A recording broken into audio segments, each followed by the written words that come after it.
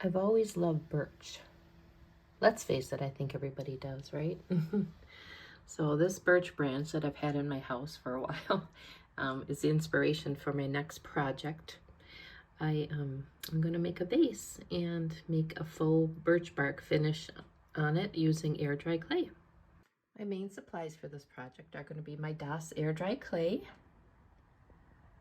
the vase that I'm going to cover, and I'm going to use some Elmer's school glue to cover the vase in hopes to help with the clay adhering to the vase better. I haven't really had trouble with it in the past, but I know some people have, and I just thought, why not? I use school glue in this regard when I do my bas-relief plaster, and so I don't think it could hurt, so I'm going to give it a try.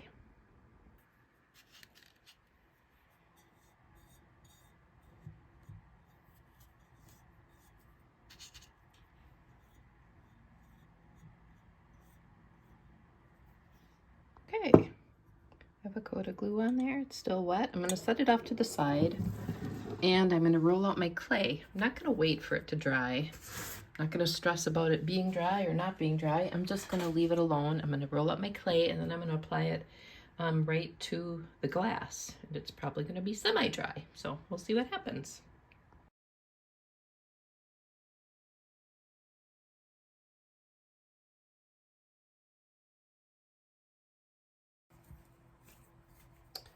A lot of times when I'm rolling out clay, I will put some conditioner, which I use Vaseline for the conditioner, and put it on some saran wrap. Put it on either side of my patty of clay and roll it out that way. But I think I'm going to skip the petroleum jelly just because I don't know if that would help. I mean, I don't know if that would interfere with adhesion on glass or not, and I don't want to take a chance, so I'm not going to take a chance. I'm just not sure. Life is always an experiment, isn't it?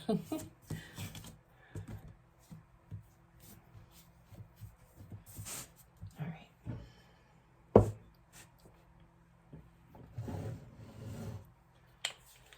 And I'm not too concerned about the clay being really even because I want it to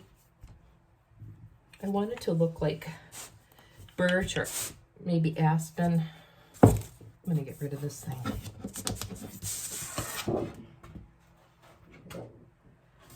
And obviously there's going to be some variation in depth on a real trunk of a tree, right? So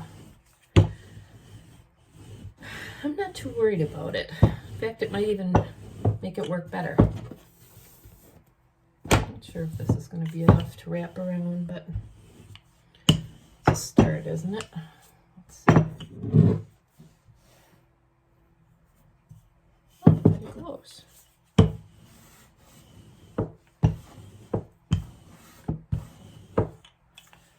It might work.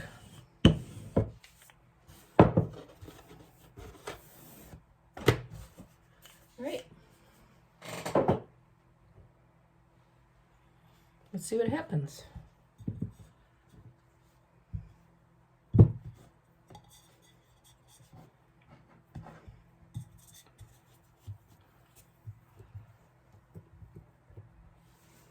Oh, it's my lucky day. Look at that. Again, I'm not going to worry about any variation in thickness because I think that's going to work for me. So I'm going to go through and marry these edges together. Use some water for that. Oops, not coffee.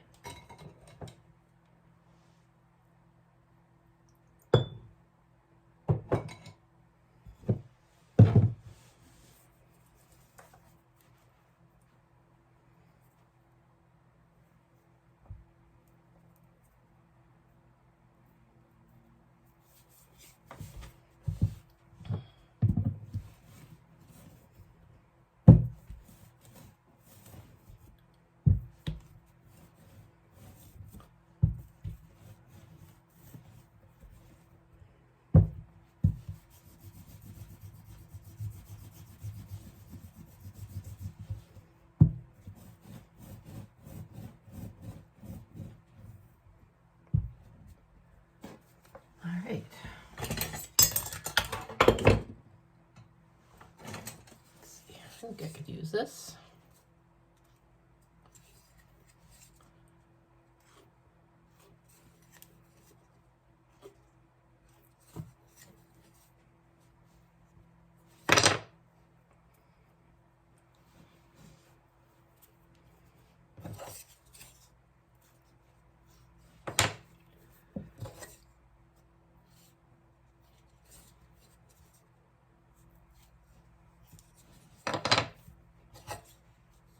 Remember too,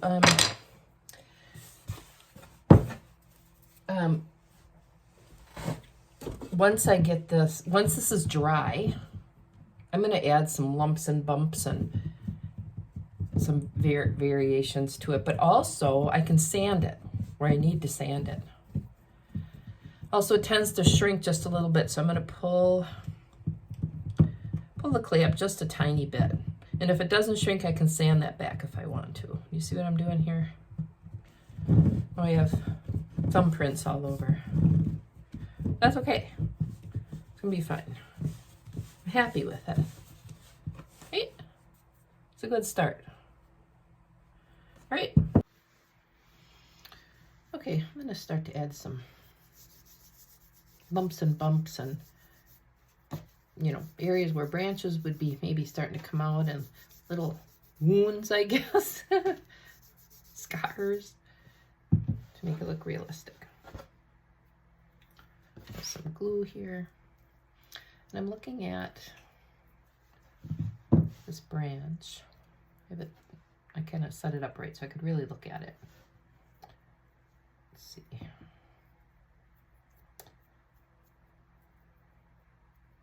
I have found that Mother Nature often is the very best teacher, right? This clay is still wet, so I could have put some glue in between there, but I didn't.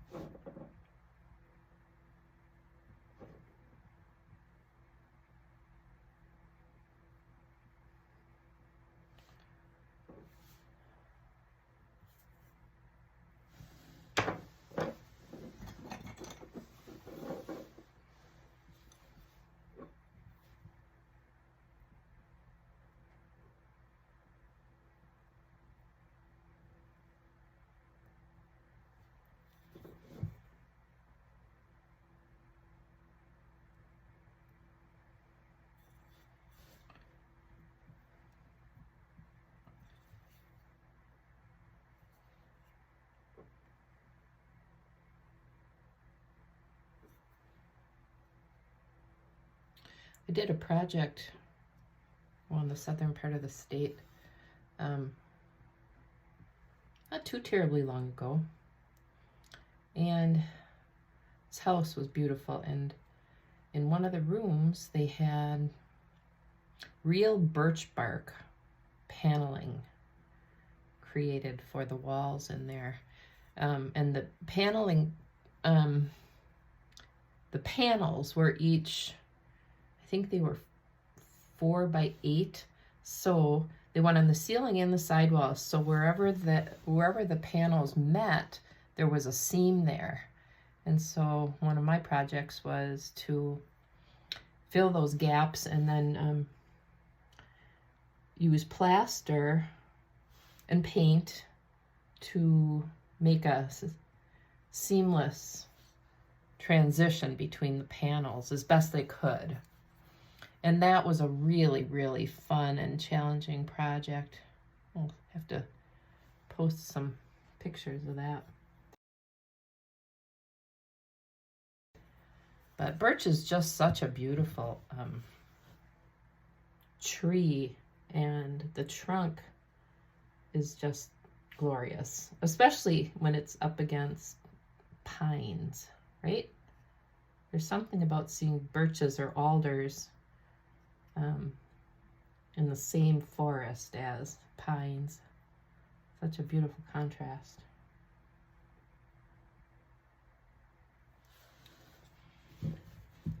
Okay, we're getting a start here. Okay, I'm gonna keep moving and I'll check in a minute.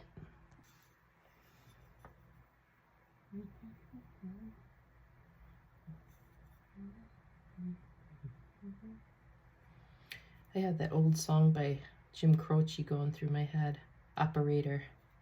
Does anybody remember that song? I'm singing it all day today. I'm a hummer and a whistler anyway, so sometimes, well, more than once I've been on a job site and other contractors have let me know that they didn't appreciate my whistling. That's okay. I try to control it.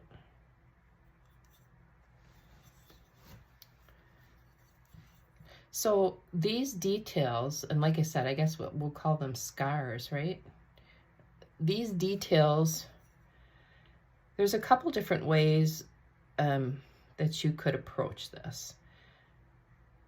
You could physically create, you know, some of these scratchings and black marks and things, and have a three-dimensional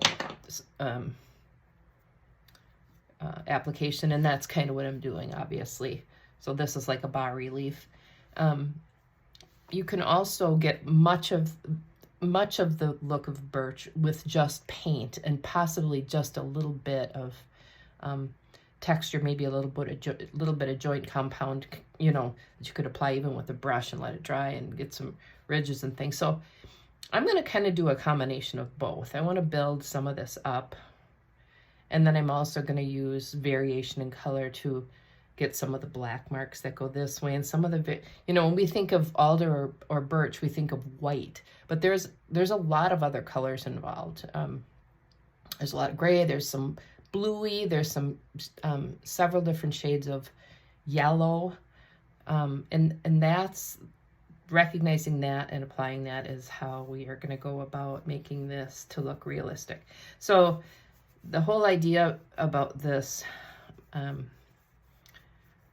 this vase is that I took the Christmas tree down recently, and I hate to do it because there's something about Christmas tree lights, just the ambiance it creates. It's just, I don't know, it's just lovely at night to have those lights, and I always kind of get a little depressed taking them down, and so I thought, I'm going to put up some other light, and I do have other battery operated lights throughout the house that are up all the time. I love them, but I bought some branches. Here, I'll show them to you right here.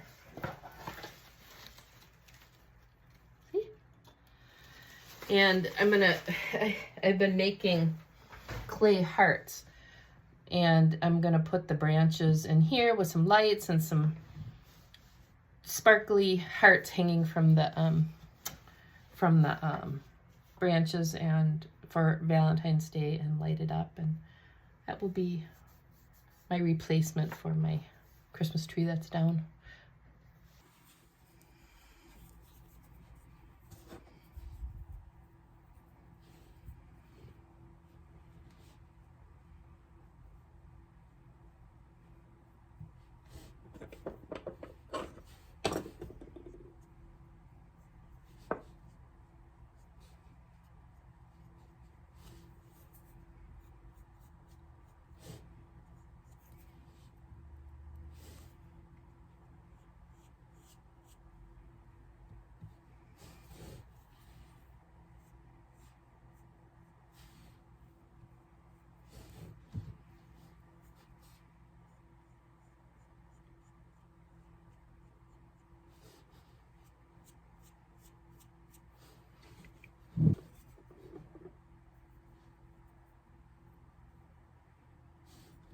Let's make this guy a little bit more wounded.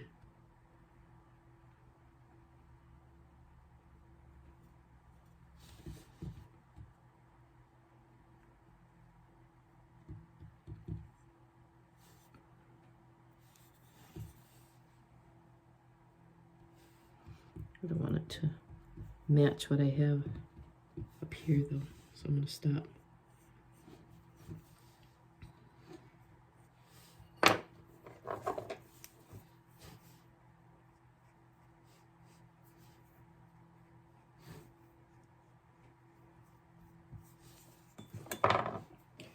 I'm adding a kind of a sticky out partial branch here. I just wanted to show you that I'm going to stick this toothpick in there just for a little bit more stability. With bas relief, you do relief like this on the walls. You can screw screws into the walls and let it hang out, you know, and then it gives your plaster, or in this case clay, something to grab onto. Another thing about birch is the trunk at the thickest part, so that would be down closer to the bottom, is whiter, and then the branches are usually black, unless they're pretty hefty branches, then they have some white on them too. So when you're painting things from nature or whatever, you know, painting or creating or whatever, looking at nature, you realize things that you maybe never really noticed before. But if you're trying to make a realistic representation of it, you start to really take a look at nature, and it's pretty amazing. I'm gonna make kind of a little separation where the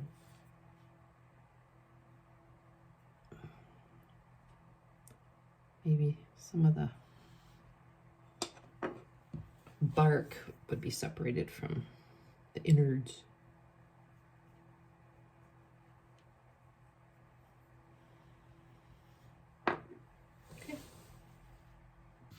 Okay, the piece is fully dry. I've let it dry for 2 days. So I'm going to do some sanding, and then I'm going to prime it next.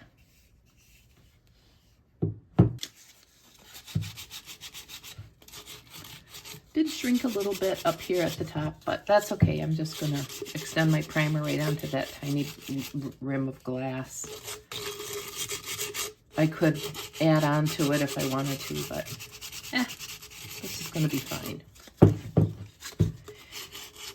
Air dry clay primes beautifully. It primes right down to literally paper dust. So if you can prime pretty rigorously, or not at all, depending on your project, and then you just wipe the dust off with a damp cloth, and then you're ready to prime and paint. So I might do a little bit more sanding, and then I'll prime it. And I wanted to show you, I set the branch up behind my workspace just so I can use that a little bit better for an example of the coloration when I start painting. I wanted to show you this little wrinkle here. Okay, that happened just with a little bit of the drying process. I'm going to leave that there because I think that works for us. Birch is very textured, so we're just going to let that work for us. You don't have to stress about all those things. Well, depending on the piece, I guess, and depending on your final result. But yeah, like this right here, I'm going to sand a little bit of that out. That doesn't look very natural to me. And I'm going to create even more texture, visual texture with my paint.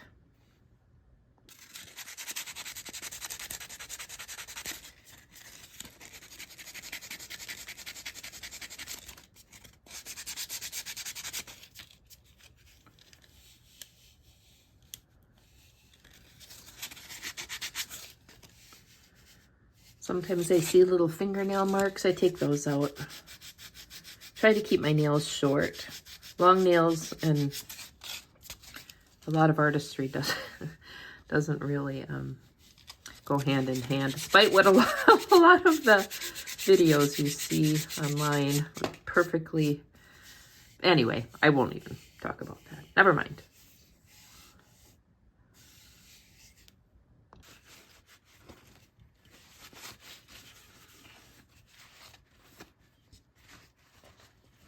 Just getting all the dust off.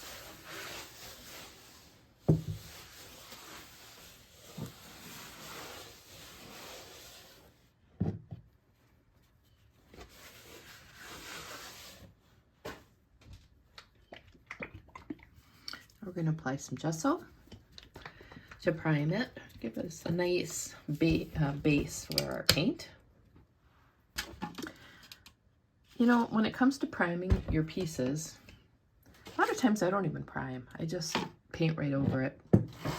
Just paint right over the piece.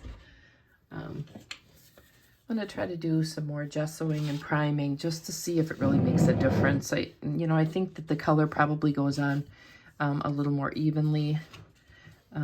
Gesso basically is a primer, okay? It adds just a little bit of tooth. And so you start with a consistently colored, and it would be a consistent absorbency, I guess. We're going to take that right onto that little glass lip.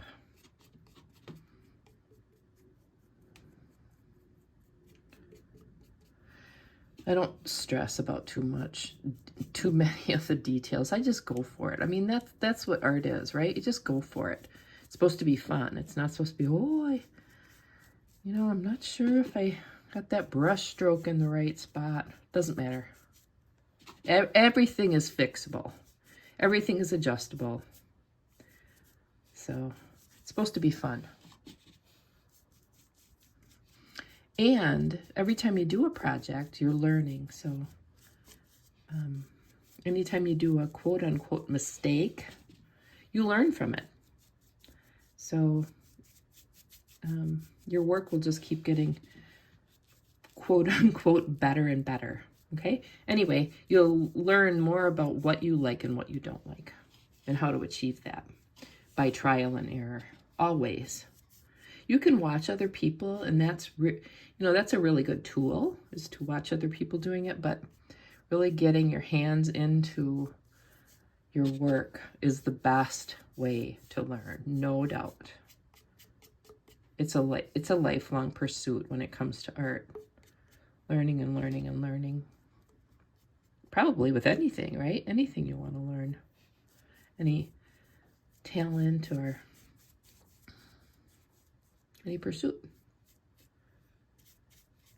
I took a class once from a pretty well-known artist from New York, and I bought his t-shirt because it said, I couldn't remember the quote, so I had to go get my t-shirt. Here it is. 5% talent, 95% practice. So that sticks with me and has stuck with me for many years since I took that class. And, whether I agree with the math on that, I'm not sure. He might be right. But in any case, the point is, practice is everything. I do have some innate talent when it comes to art, but I paint or create art every single day. And, it's a lifelong pursuit. So, in any case, remember that practicing is so huge. Trial and error, learning by failing forward, all of those things. Okay, I guess I'll shut up, and you've seen me do a lot of this priming. So I'll finish this up and then I'll be back. Okay, so I finished putting the gesso on, and then I put a coat of white acrylic paint on there also. So it has a base coat on, so I'm gonna start painting now. I don't think I'm gonna narrate though. I'll let you listen to some lovely music while I paint. I just need to be able to concentrate, I guess. But I wanted to tell you on my palette, I have some glaze right here. White, both umbers, a golden, 2 shades of golden, and a little green, a little black. I don't know if I'll need the green, but I might. The glaze that I'm using is Modern Masters Tintable glaze. This is a good glaze. I buy it in quarts because I work on walls a lot, but you can buy floating mediums or glazing mediums like this in much smaller amounts at craft stores, not under this brand name, but there's lots of different products that would work for this, okay? Okay, I'm gonna get to it.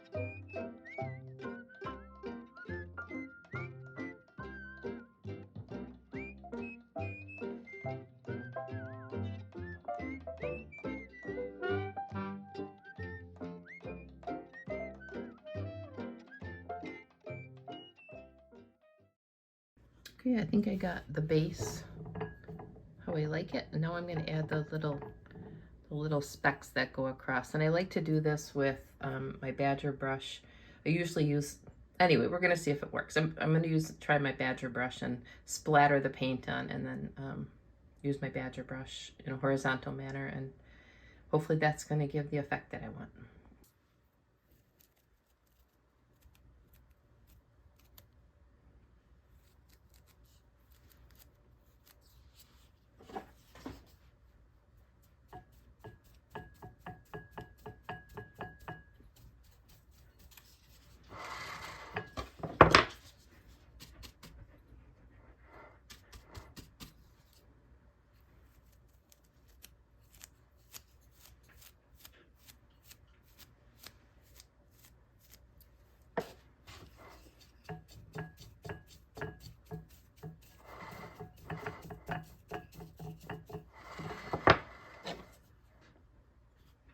So I'm just using some watered down dark brown paint, splattering it on with a stiff bristled brush,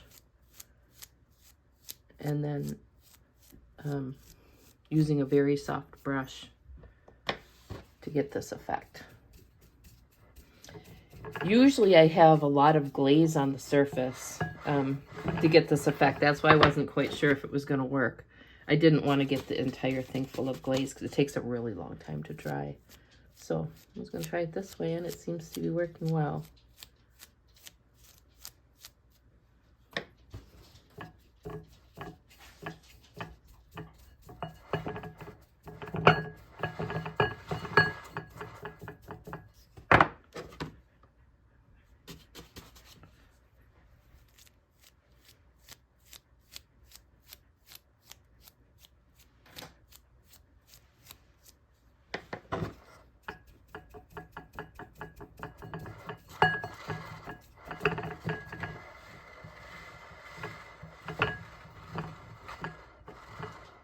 Okay, I think I like it.